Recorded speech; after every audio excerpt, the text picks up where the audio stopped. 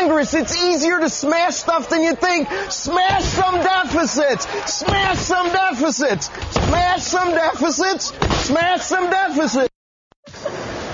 That was Gallagher, too? That was Gallagher, one of our more memorable moments with Rick Santelli, who can do incredible things with a very large mallet.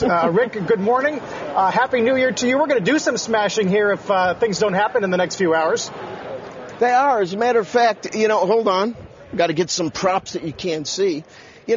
I think it's almost time for us to do a big whoopee because maybe we are close to a deal. But, after listening to that spot, I think that I'm going to modify whoopee to maybe whoopee, okay? Because I think that we went from smashing pumpkins to potentially smashing a pea, and maybe even the pea is going to be a little bit too big. So we went from Gallagher and that, so... There we go. There's our debt smashing for the end of the year. Okay, it's basically a P. And maybe we don't even get that because most likely what we are dealing with here, unlike with Gallagher and the watermelons and the big hammer, is pretty much about a tax deal. Okay, we've done all of this to arrive at an arrangement on taxes. I know that the tweet of the day is what words we'd like to banish. I'll tell you one thing I'd like to banish right off the bat. Balance. This is not balance, okay? Because the debt would be the Empire State Building, and this is maybe something we're going to be talking about. It's not balance. And the other thing I'd like to just toss into the wild blue yonder is fairness. Because I'll tell you what, people, anybody reads history, when your leaders start using the word fairness is a really loaded term. Fair to who?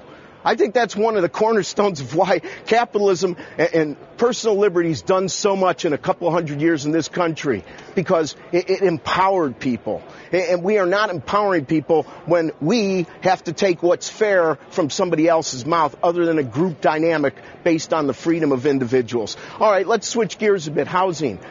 Just today alone, I counted at least 7 guests that talked about the great positives of housing. And I'm not going to dismiss the idea that housing has improved. But I think we really need a little perspective here, okay? If we look at how many homes are still underwater, it's a significant amount. About 4 months ago, it was, 1 in 5. I don't know how much that's changed, and if it has, it isn't much.